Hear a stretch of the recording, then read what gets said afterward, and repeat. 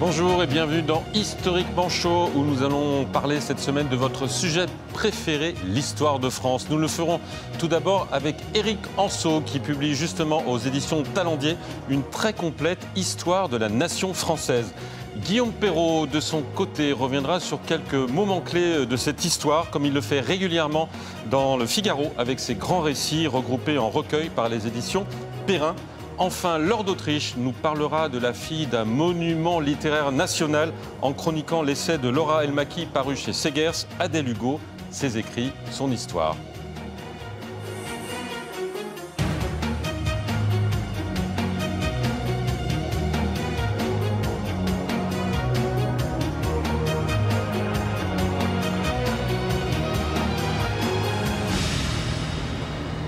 Bonjour Éric Anseau, vous êtes professeur à l'Université de Lorraine, spécialiste d'histoire politique et sociale contemporaine avec une petite prédilection pour le 19e siècle. Vous êtes l'auteur de nombreux essais et biographies et vous publiez justement cet hiver cette étude consistante, Histoire de la nation française, aux éditions Talendier. Histoire de la nation française et pas Histoire de France. Pourquoi cette distinction ? Et oui, parce que la nation française est un concept extrêmement mal connu, qui relève, je dirais, de l'histoire des idées, des représentations, et elle est un petit peu tirée à hu et à dia par les différents camps. On pense au roman national, plutôt à droite de l'échiquier politique. Le roman national, on le lira peut-être tout à l'heure, est l'héritier d'une longue tradition qui vient en particulier de la Troisième République. Et puis, plutôt à gauche ou à l'extrême gauche de l'échiquier politique, une tendance à vouloir déconstruire en fait cette nation. Alors, je pense que l'historien et l'universitaire voulaient s'immiscer dans le débat pour faire la part des choses et rétablir un certain nombre de vérités. Alors, selon les historiens, selon leur sensibilité parfois, mais pas forcément, puis selon les époques, on date la naissance de la nation française pour les uns de Hugues Capet, pour les autres de Bouvines, pour les autres de Jeanne d'Arc, pour les autres de Valmy. Vous-même, vous avez une idée sur cette date ? Voire même du baptême de Clovis, parce que l'un de nos plus grands présidents de la Ve, le père fondateur de notre Ve République, le général de Gaulle, faisait remonter la nation au baptême de Clovis. Alors, si vous attendez de moi une date précise, et les lecteurs comme les téléspectateurs vont être déçus, je ne vais pas vous en donner une. Simplement, notre nation puise ses racines dans un très lointain passé, qui est le passé de nos monarques capétiens, qui se sont appuyés sur un certain nombre de mythes que j'évoque dans mon premier chapitre, le mythe des Gaulois, le mythe des Francs et même au-delà, le mythe des Troyens, pour asseoir leur domination sur le territoire.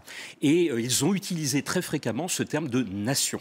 Il s'agissait d'asseoir leur État sur une nation.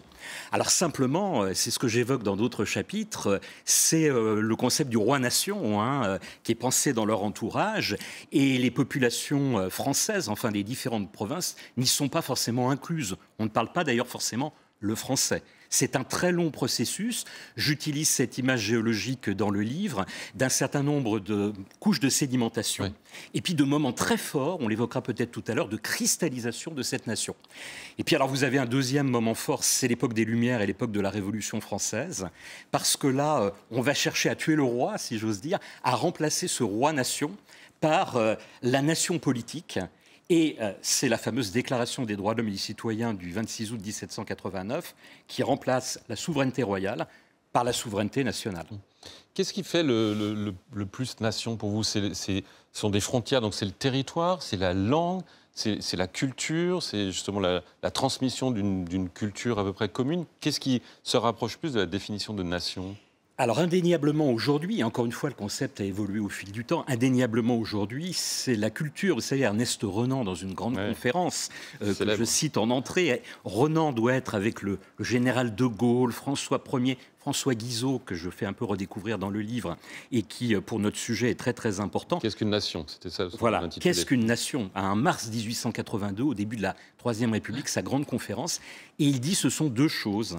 C'est un riche legs de souvenirs partagés, accumulés au fil du temps, mais c'est aussi un plébiscite de tous les jours. Donc un ancrage dans une réalité très concrète. Il faut vouloir appartenir à la nation, justement pour en faire partie. Il y a l'idée d'une volonté, d'un acte volontaire, et ça remonte à 1789. Oui, mais en vous lisant, on a quand même l'impression que la notion de frontière est quand même quelque chose de crucial dans la construction de l'une nation, et notamment avec Philippe le Bel, on a le sentiment que c'est à partir de là qu'il y a vraiment cette idée un jardin qui va s'étendre, mais de frontières à défendre. Exactement. Alors, Philippe le Bel, que vous évoquiez, alors pour nos téléspectateurs, entre 1295 et 1314, et puis l'un de ses prédécesseurs, qui est Philippe de Auguste, très très important, la bataille de Bouvines, à laquelle vous faisiez allusion tout à l'heure. Ce sont des règnes très très importants, parce que le territoire, le domaine royal est très très réduit, et on va l'accroître progressivement. À l'époque de Philippe Auguste, c'est en particulier la Normandie qui rentre dans la couronne, dans le royaume de France, et donc on va repousser ces frontières et on va essayer d'intégrer ces populations. Alors, on évoquait des moments de cristallisation. De ce point de vue, la guerre de 100 ans est tout à fait fondamentale parce qu'il y a plusieurs facteurs qui auraient pu faire éclater et disparaître le royaume et la nation en train de naître. On pense à la guerre civile entre les Bourguignons et les Armagnacs. On pense au fait, alors c'est le terrible traité de Troyes en particulier, que les Anglais auraient pu prendre le contrôle de notre territoire. Et ça va être, je dirais, toute l'intelligence des rois, du gentil dauphin, le futur Charles VII, très intelligemment de penser les choses en s'appuyant sur des personnages un peu mythifiés dans notre histoire de France. Alors, pour le gentil dauphin, c'est bien évidemment Jeanne d'Arc. Et puis, comme il est réfugié à Bourges, le royaume de Bourges, disaient ses détracteurs, eh bien, il va se faire connaître par des tournées à l'intérieur du sud du pays, qui n'avait jamais vu un roi de France avant lui. C'est donc très, très important pour la réassurance, je dirais, de la couronne. Et il me semble qu'il y a un autre moment de cristallisation dramatique, mais qui finit plutôt bien, qui est très important, que vous mentionnez, ce sont évidemment les guerres de religion, parce qu'aussi elles intègrent, avec la notion de nation, la notion d'État. Et la monarchie absolue naît de la volonté d'en finir avec ces guerres de religion, cette monarchie absolue qu'on a tant dénoncée, qui est en même temps aussi la naissance de l'État moderne en France, collé avec l'idée de nation. Bien sûr, Jean Cassel, vous m'avez bien lu, merci. Effectivement, donc les guerres de religion, en deux mots, on a le massacre de la Saint-Barthélemy 1572 sous les yeux, oppose les catholiques et les protestants. Et ce qui est très très grave, un peu comme dans la guerre de 100 ans, c'est que les catholiques vont chercher des appuis à l'extérieur, le royaume d'Espagne, et les protestants font de même avec les Hollandais et puis avec les Anglais. Donc là, il y a une menace véritable, et vous avez un certain nombre, on peut les qualifier d'hommes d'État, qu'on appelle les politiques. Alors, Michel de l'Hospital a été l'un d'eux, Jean Bodin a été aussi l'un d'eux, qui vont repenser la monarchie, qui est à la base une monarchie très contractuelle, il faut le savoir jusque-là, pour mettre le roi en majesté et créer ce couple d'État-nation. Et va en sortir avec Henri IV, et puis son fils Louis XIII, et encore plus son petit-fils Louis XIV, vous avez parlé d'État, l'État c'est moi, eh bien un appui fondamental sur la nation. On a là une période tout à fait clé, bien sûr, de notre histoire et de notre sujet. Et un autre moment clé qui vous tient à cœur, mais vous êtes très convaincant, c'est la Troisième République, qui est souvent un peu la mal-aimée, et qui vraiment suscite cette création d'une culture nationale, notamment avec l'école et avec l'armée. Alors, la Troisième République est mythifiée, alors à juste titre, il faut lui donner une place très très importante, et en même temps, elle s'appuie sur des créations qui sont antérieures, la Révolution, Napoléon, la monarchie de Juillet, qui a très mauvaise presse, mais encore une fois, Guizot et Louis-Philippe ont joué un rôle important. La Deuxième République, le Second Empire, période, vous le savez, qui me sont un petit peu chères. Et alors, la Troisième République, au lendemain de cette catastrophe qui a été la guerre de 70, qui nous a fait perdre l'Alsace et la Moselle, j'ajoute que, pour revenir à la définition de Renan, si un plébiscite avait été organisé dans les trois départements, Bas-Rhin, Haut-Rhin et Moselle, nos compatriotes moselans et alsaciens seraient restés, bien évidemment, français. Et c'est pour ça, d'ailleurs, que Renan donne cette définition-là en disant, voilà, on aurait dû organiser un plébiscite. Alors, elle est très importante parce qu'elle va s'appuyer sur plusieurs piliers. Elle va s'appuyer, bien évidemment, vous l'avez dit, sur l'école républicaine, l'école de Jules Ferry, sur l'armée, avec un service militaire de plus longue durée et plus universel qu'il ne l'était avant, puisqu'il y avait des exemptions. On pouvait se faire remplacer en achetant, si j'ose dire, un pauvre un paysan qui avait tiré un mauvais numéro. Donc tout ça, progressivement, va être supprimé pour vraiment faire un service national. Ça, c'est important.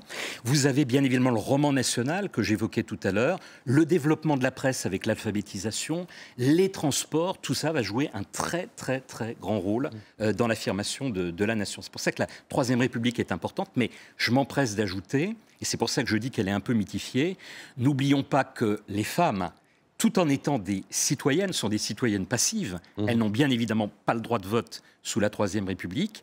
Et puis, il y a bien sûr d'autres exclus. On pensera aux étrangers. On connaît les tensions avec les Juifs également pendant cette Troisième République qui mèneront à l'affaire Dreyfus. Enfin, tout n'est pas rose non plus sous la Troisième République. Vous avez évoqué le roman national. C'est intéressant parce qu'on s'aperçoit aussi que l'histoire de France n'est vraiment racontée qu'à partir du 19e siècle, un peu avant la Troisième République, mais pourquoi avant on ne raconte pas l'histoire de France? Ou on va la raconter avec un Froissart qui va changer un peu de version selon le roi, mais l'idée de raconter l'histoire de France et de raconter une histoire commune aux Français est assez tardive en fait. Exactement, tout à fait. Alors on la raconte par bribes, on y prend ce qui nous arrange, suscite un intérêt, ce qui arrange, ce qui raconte cette histoire de France, et on exclut des pans entiers. Et c'est tout le mérite, parce que je les ai un petit peu critiqués, des grands pères fondateurs de la République, d'avoir introduit dans notre panthéon national, dans le roman national, et Ernest Lavis n'y est pas étranger. Alors, Ernest Lavis, c'est le grand instituteur de la Troisième République, mais il ne faut pas oublier que sous le Second Empire, il avait été l'un des précepteurs du prince impérial, donc il a un passé également monarchiste, et il veut intégrer dans ce panthéon un certain nombre de rois. Alors, on les sélectionne un petit peu, mais on inclut les monarques capétiens. Un Philippe le Bel, par exemple, est inclus dans le panthéon républicain. Bien évidemment Henri IV, Louis XIV également a sa place dans ce panthéon. On rappellera bien évidemment Henri IV, Sully, la poule au pot. Tout ça, c'est le roman national républicain, ne l'oublions pas. Alors depuis qu'on est dans une période un peu agitée au niveau international, beaucoup de responsables politiques français se réfèrent à cette histoire de France. Pour vous, c'est sincère ou c'est de la communication? Il y a des deux, si j'ose dire, mais dans la mesure où nos politiques, je pense, aujourd'hui, ont perdu de très grandes marges de manœuvre dans le cadre de la mondialisation, de la construction, la construction européenne, disons-le. Dissolution de la souveraineté nationale. Exactement. Donc, il est de bon ton d'évoquer justement de nouveau ce roman national ou ce récit national. Tous nos présidents, qu'ils soient de gauche ou de droite, et je pense à François Hollande, ont mobilisé un récit national, et Emmanuel Macron aussi. Alors, Emmanuel Macron est en difficulté, donc il a tendance à se réassurer par ce récit national. Et rappelons peut-être qu'il est le président de la République qui est le plus panthéonisé. Ouais. De Gaulle avait très peu panthéonisé. On se souvient, en 1963, bien évidemment, de Jean Moulin. Ses successeurs l'ont fait ou ne l'ont pas fait. Mais alors, avec Macron, on panthéonise beaucoup. Il y a eu 4 grandes panthéonisations depuis qu'il est arrivé au pouvoir. Simone Veil et son époux Antoine Veil. On a eu Maurice Genevoix au moment du centenaire de la Révolution française. Manouchian. On a eu Joséphine Baker entre-temps. Oui. Et puis on a eu, vous avez raison, les époux Manouchian. Et il va y avoir Marc Bloch. Et il va y avoir sans doute Marc Bloch. Et on n'est peut-être pas à l'abri de nos surprises si le président reste là jusqu'en 2027. Merci beaucoup Éric Anseau. Je rappelle votre étude très complète et absolument passionnante. Histoire de la nation française, du mythe des origines à nos jours aux éditions Talendier. Guillaume Perrault, vous êtes rédacteur en chef au Figaro, maître de conférences à Sciences Po. Depuis plusieurs années, vous écrivez dans le Figaro de grands récits historiques qui font écho à l'actualité et vous venez de les rassembler en les augmentant considérablement dans un recueil qui paraît chez Tempus, la collection de poche des éditions Perrin. Dans la préface, vous rappelez que l'histoire de France a longtemps été un trésor national dont nos compatriotes étaient fiers. Et c'est votre cas en particulier depuis votre plus tendre enfance, si j'ai bien compris. Oui, je suis né en 72, je suis un petit Parisien du 11e, autour du métro Charonne. Et quand j'allais à la Communale dans ce quartier, on m'a appris, mes institutrices qui étaient en fin de carrière, m'ont appris l'histoire de France d'une façon encore très traditionnelle. Elles étaient nourries au Malais et Isaac de leur jeunesse. Il y avait des frises chronologiques sur les murs. On avait de vieux, je me rappelle très bien, de mon manuel de CM1 qui était passé de main en main, d'élève en élève depuis 20 ans, puisque c'est l'école qui fournissait ces manuels. Et avec le recul, je suis même surpris qu'il ait survécu au tourment pédagogique des années 70, parce qu'on était en 1982 et il y avait des reproductions de lithographie en noir et blanc, et on voyait la mort du général Montcalm devant Québec en 1759 avec une explication. Et on apprenait comme ça à 10 ans que Louis XV avait perdu la Nouvelle-France au profit des Anglais. Et je pense qu'hélas, il n'y a pas beaucoup de jeunes gens aujourd'hui qui entrent en 6e avec une telle connaissance de l'histoire de France. Alors vous avez sélectionné 15 récits sur les dizaines que vous avez publiés. Comment vous avez effectué votre choix de ces récits? Alors ça a été un choix très difficile. Nous avons d'abord eu le souci, Benoît Hiver, mon éditeur et moi-même, qu'il y ait une cohérence chronologique, que chaque période trouve, de l'histoire de France, de Louis XIV à nos jours, trouve une incarnation. On a eu le souci d'alterner les registres, comme les guerres de Vendée, comme le 6 février 1934, qui sont toujours l'objet de polémiques et où j'essaie de rectifier des perspectives et de revenir sur des idées qui me semblent reçues. Et puis il y a d'autres chapitres qui constitue une espèce de zoom sur des sujets un peu inattendus. Par exemple, l'histoire de l'hygiène à Paris. Comment à Paris, on a réussi à domestiquer les ordures, les déchets depuis le Moyen-Âge. Et c'est un sujet absolument passionnant. C'est une façon de voir l'histoire de Paris à travers la question de la salubrité. Mais d'ailleurs, dès le premier chapitre, vous ouvrez un pan de l'histoire qui n'est pas si connu que ça, qui peut paraître paradoxal, c'est Louis XIV et la maladie. Parce qu'on a tous, évidemment, en tête l'image du roi soleil resplendissant par définition. Et vous vous rappelez que dès son âge de 4 ans, il est malade jusqu'à la fin de sa jour et son agonie absolument terrible, et que la maladie a été un compagnon, une compagne de la vie de Louis XIV, même au fait de sa gloire. Oui, et il ne le cachait pas. C'est-à-dire que... C'est pour ça que d'ailleurs vous avez envisagé, c'est au moment où Charles d'Angleterre, on a vu qu'il aimait un cancer. L'accroche d'actualité, puisque j'étais toujours soumis en tant que journaliste à l'impératif de trouver un écho avec l'actualité, c'était l'émotion qu'avait suscité le cancer, l'annonce du cancer du roi d'Angleterre. Or, ça m'a rappelé que Louis XIV a souffert toute sa vie, n'en faisait pas mystère parce que ça lui permettait de montrer la maîtrise de lui-même qu'il avait. Contrairement à d'autres présidents de la République. Voilà, donc il ne cachait rien. Tout au plus a-t-il caché l'opération de la fistule anale qu'il a subie en 1686, mais dès qu'elle a réussi, l'heureux résultat a été rendu public. Et vous voyez, c'est juste cette précision qu'on peut apporter. Et vous faisiez allusion, Jean-Christophe, à la première maladie qu'il a subie presque nourrisson, c'est la variole. Ouais. C'était terrible à l'époque. Petite vérole. Ouais. Ça enlevait, ça faisait succomber des milliers d'enfants chaque année. Il a survécu, et ça a eu des conséquences politiques immédiates parce que les appétits des grands ont pu être contenus par Mazarin. Après, il y a eu la fièvre typhoïde qu'il a subie devant Dunkerque en 1658. Il a failli, là aussi, y passer. Il y a eu un épisode romanesque avec le sentiment tendre qu'il a suscité à la nièce de Mazarin, Mancini. Ça a ensuite nourri le sujet de Bérénice, du Bérénice de Racine, de la célèbre pièce. Et alors, il y a un nombre, effectivement, de maladies qui scandent chaque étape du règne. Et ça a fasciné Michelet, parce que Michelet a été obsédé par le corps, la physiologie, tout ce qui venait du corps. Et il a même proposé une interprétation du règne de Louis XIV et de ses grandes décisions politiques à travers l'évolution de son état de santé. Alors vous avez évoqué tout à l'heure le 6 février 1934, c'est un des 4 chapitres, pas moins de 4 chapitres sur 15 consacrés à la Troisième République, décidément. Et vous revenez sur le 6 février 1934 parce qu'avec la distance et puis les derniers travaux, pour terminer enfin avec cette idée qu'il y avait une tentative de coup d'État fasciste le 6 février 1934, c'est une idée reçue qui demeure parfois et que vous balayez à la lumière des derniers travaux. Oui, notamment le livre coécrit par Olivier Darche et Fayard l'an dernier, qui est tout à fait remarquable à cet égard. Serge Bernstein, plus anciennement, avait déjà dans les années 70 ouvert la voie à un changement d'appréciation sur les faits. Bien sûr, il y avait des ligues nationalistes qui voulaient en découdre.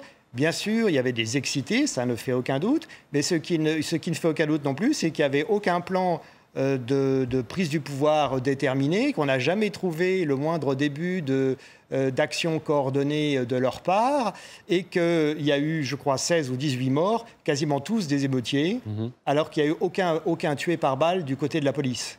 Ça veut dire que les émeutiers n'étaient pas armés. Ils étaient extrêmement violents, mais pas armés. Et ce que j'ai voulu, c'est d'abord porter un regard clinique sur les faits en essayant de dire vraiment presque heure par heure ce qui s'était passé, de façon très froide et journalistique, et aussi restituer un climat, une ambiance. La gauche a interprété les faits par analogie avec la marche sur Rome de Mussolini et la prise du pouvoir, la nomination de Hitler comme chancelier un an plus tôt. Et par analogie, par amalgame, la gauche s'est dit il y a une tentative de coup d'État fasciste.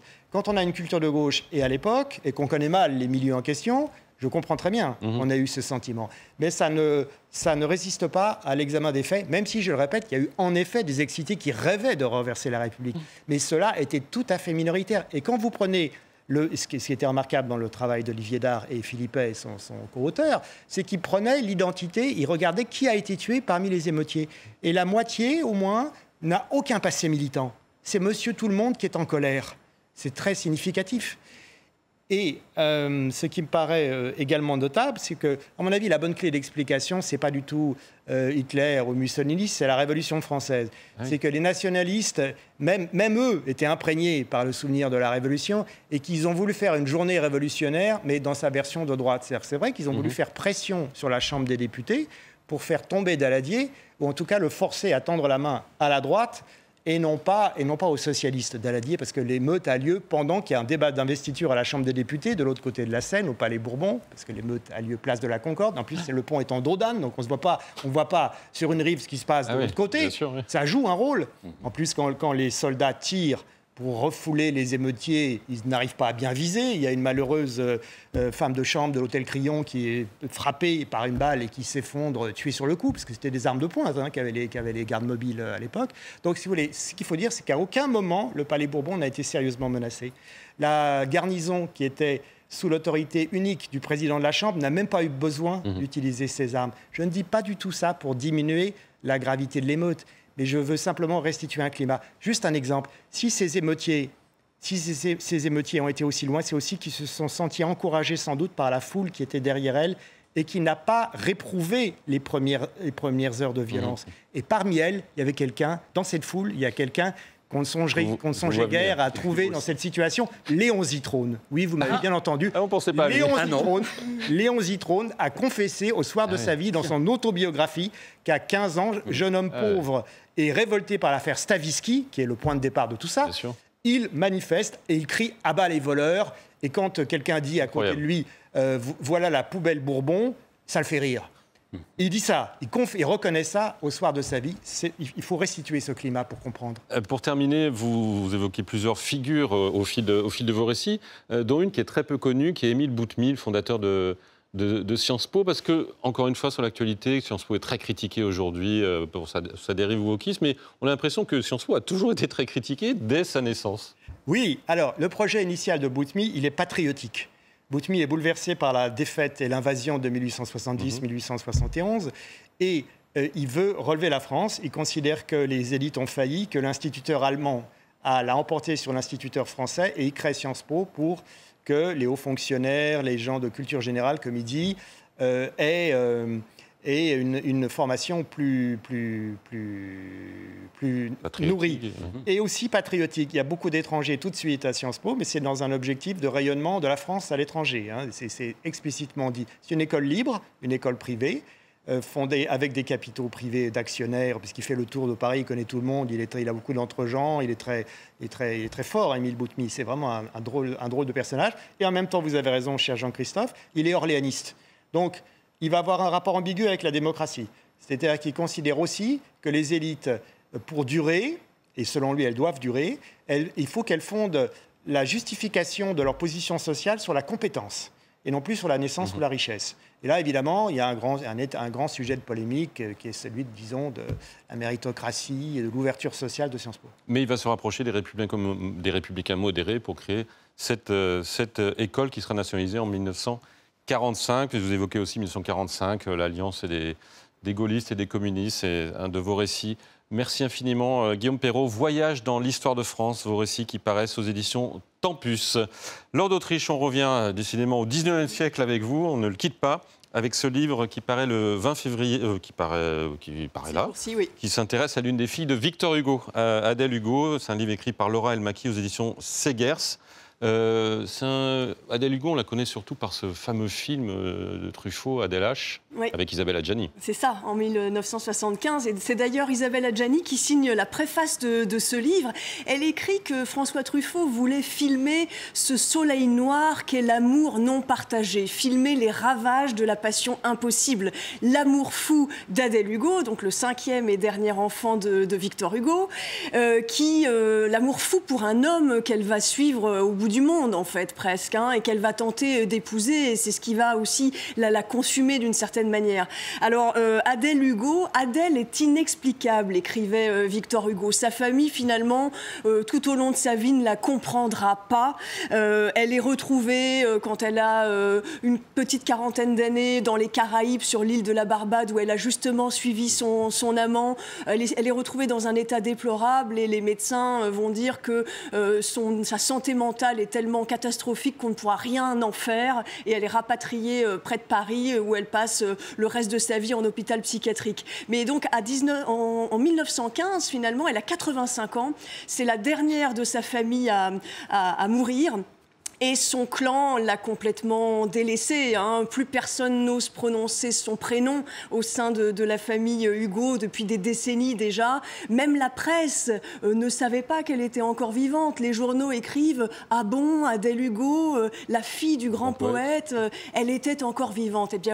Eh bien oui, sauf qu'à ce moment-là, et depuis un certain temps déjà, elle est dénigrée, même dans la presse. On parle d'elle comme d'une vieille femme dans un état végétatif, une érotomane par le passé, une piètre musicienne aussi, alors qu'elle a quand même composé des pièces pour voix et piano, en particulier sur des poèmes de son père. Mais c'est ce qu'on dit effectivement d'elle à cette époque, et c'est vrai que c'est François Truffaut qui, le premier, met Adèle Hugo dans la lumière, en quelque sorte. Alors, il y a eu une petite chose avant, c'est qu'elle avait tenu son journal, qui avait paru en 1968, je crois, qui permet quand même d'en savoir plus sur elle. C'est vrai, et c'est ce que raconte ce livre qui publie des extraits de ce journal dans lequel elle raconte la vie quotidienne de la famille. Elle a 21 ans, Adèle, lorsqu'a lieu le coup d'État de Louis-Napoléon Bonaparte en 1851. Victor Hugo, qui était un allié entre-temps, est devenu un adversaire de Napoléon. Il est de plus en plus dans la résistance, de plus en plus républicain. Il doit se cacher de la police et il va partir, on le sait, en exil. Il part pour Bruxelles, puis pour Jersey et ensuite Guernesey. Et Adèle, elle, raconte la vie quotidienne, raconte les discussions de la famille, raconte aussi les soirées de spiritisme. Hein. On sait que Victor Hugo adorait le spiritisme. Elle raconte ça.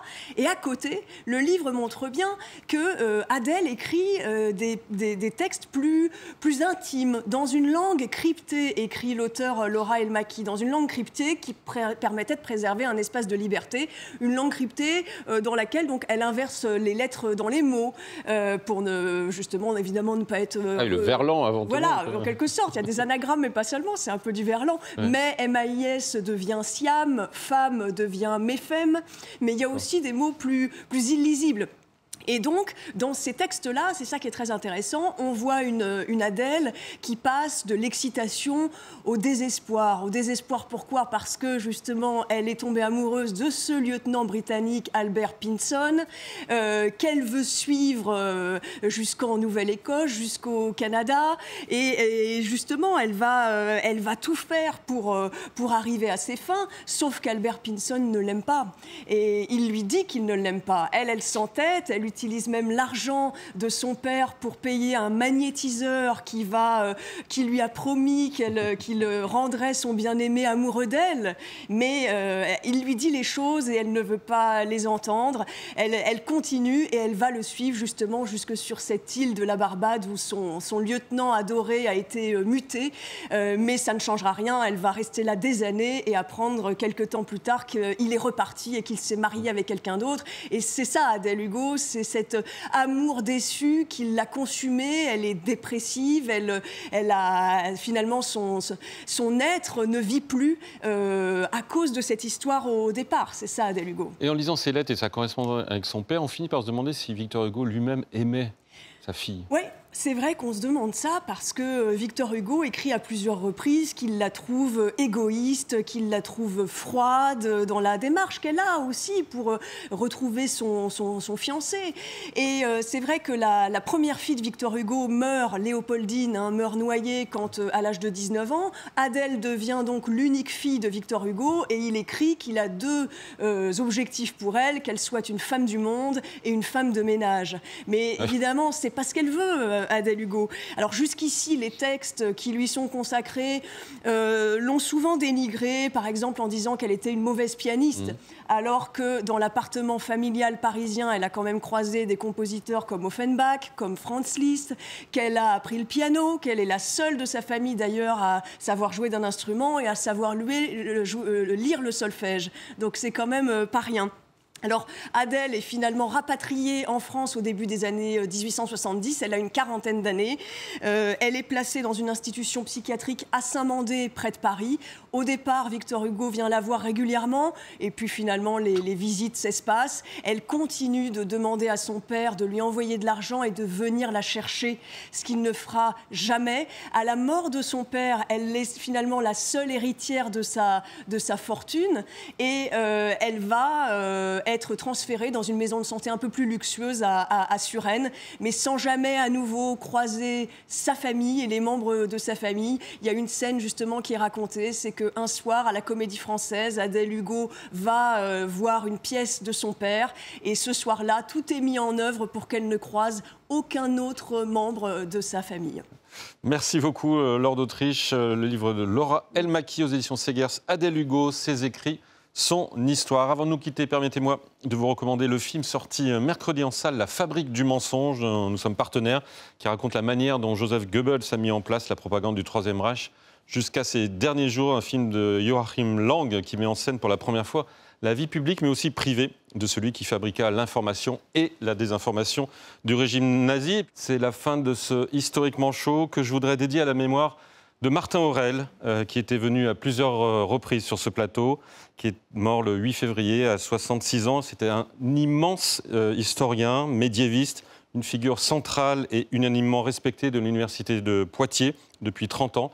Et ses travaux sur les Plantagenets, sur le roi Arthur, sur Aliénor d'Aquitaine, on l'avait reçu pour en parler ici même il y a quelques semaines, eh bien, font autorité, ont fait autorité et feront autorité. Merci encore à tous les trois. Je vous retrouve la semaine prochaine pour un nouveau Historiquement Chaud.